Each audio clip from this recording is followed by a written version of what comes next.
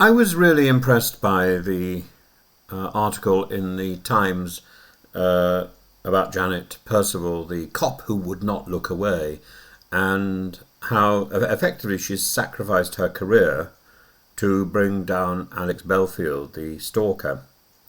And one reason, of course, I want to say something further about this is because one of the people in the comments says, am I stalking Belfield? No, I'm not. I really don't give a damn about Belfield. But I find it really sad that somebody of such talent should be brought so low by sort of going over to the dark side. So this is a tribute to Detective Constable Janet Percival. She's a retired Nottinghamshire officer who took on the long, ugly torrent of abuse unleashed by Alex Belfield and wouldn't flinch. Her story is not one of grandstanding. It's a story of stamina, method and moral clarity. And when she began investigating in 2019, she knew the pattern. If you look into a narcissist who monetizes cruelty, you become the next target. 2 days in, she warned her sergeant that he would come for the investigators, and he did, and she kept going. Percival's work helped secure the 2022 conviction of Belfield for stalking 4 people, including Jeremy Vine, and the judge handed down 5 years and 26 weeks.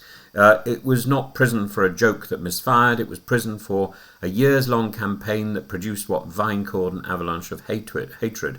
And even as she gathered evidence, Belfield tried to discredit her.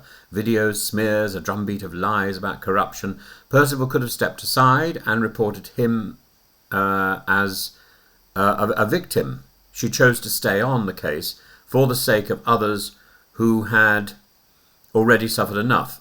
People like Philip Dehaney. Later, in a separate civil action, Belfield admitted his lies about her and agreed to pay substantial damages with an apology recorded in court. And that matters. It restores a sliver of truth in a space built to launder falsehood. And after serving half his sentence, Belfield was released on licence in June this year. What followed illustrates the gap in our system. He resumed his posting, cast himself as a political prisoner, recycled the old tropes about police corruption and media conspiracies, often without naming names, yet leaving little doubt about who he meant, this sort of jigsaw thing. Victims watched the clock tick down to his release, then watched the feed light up again. The Ministry of Justice can and does set licence conditions, yet cyberstalking often slips through the mesh unless the conditions explicitly restrict social media use. And this is the very reform Percival now argues for on policies is right. We would never let a disqualified driver take back the keys the moment he clears the gate. Why hand a convicted online offender the same megaphone the next morning? There's been some movement. Platforms demonetized and at moments restricted his output. Local reporting shows he recently told subscribers he's been banned from uploading anything and could be recalled to prison if he did. Yet these measures arrive late, vary by platform, and are framed as private terms rather than public protection. We rely on corporate discretion where the law should set bright lines. Why does the case cut so deep? Because cyberstalking brings the abuser into your house at all hours. The ping on the phone is an intrusion into the kitchen, the nursery, the bedroom, the workplace. It corrodes sleep, trust and employment. Vine installed extra security out of fear that one of the audience for hire might escalate from screen to street. Others lost years of health. None of that is theatre. It's the slow violence of a crowd directed by one voice. And then you've got the issue of Belfield actually telephoning people's families. We should also acknowledge institutional failure. Survivors inside the BBC spoke for years about abuse by email and video. And the corporation has since issued an unreserved apology to several women and promised stronger processes. Apologies are necessary. They are not sufficient. The lesson is simple. Do not advise people to ignore it and delete it. You will erase your own evidence. So this is what Janet Percival teaches. First, professionalism is a shield.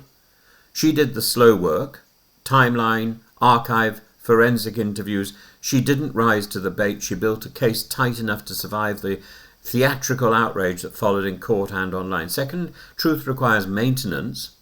When lies were shifted from the criminal arena to the civil, she met them there and won. That's not a footnote, that's part of a remedy.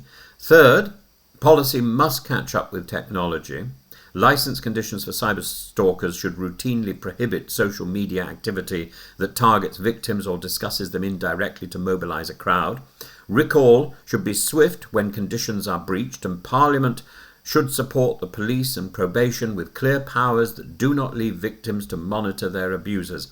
Platforms should be under a duty to act quickly on verified license conditions and court orders. Fourth, culture matters. Cruelty is often sold as candour. The broadcast of sneer is dressed up as satire. The business model is attention, and the cash comes from outrage and merchandise. We should stop pretending this is a debate about censorship. It's a debate about predatory behaviour for profit. So I want to address this issue that's raised directly by Green Man from Space. Are you stalking Alex? No.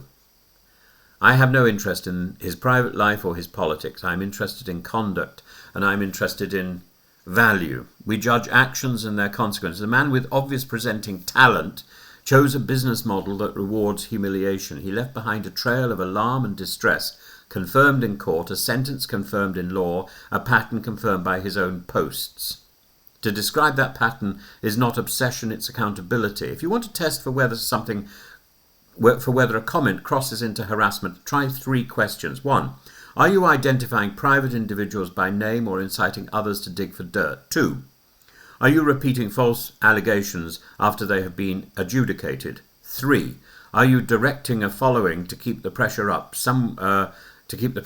On someone who has already been told you to stop? If the answers are yes, you are a contrarian, you are a stalker with a studio. So Janet Percival chose the hard road. She knew the blowback would come and did the job anyway. She protected victims, she won in court, she kept faith with the public. We should honour that with more than applause. We should honour it by fixing the rules so that those released on licence for cyberstalking cannot simply restart the machine by resourcing police units that understand online abuse and by holding platforms to legal standards that match the harm. So, for Vine, for Liz Green, for the many who did not go public, and there were many, and for the officer who would not look away, thank you, DC Percival. May the law now match your courage. And I think this is a story that we shouldn't forget. Belfield has received some of his punishment, but we shouldn't forget his story because it is iconic, and it's an important benchmark for the way social media and the internet world will develop and have developed. We need to be very much aware of what he's done and how he's done it.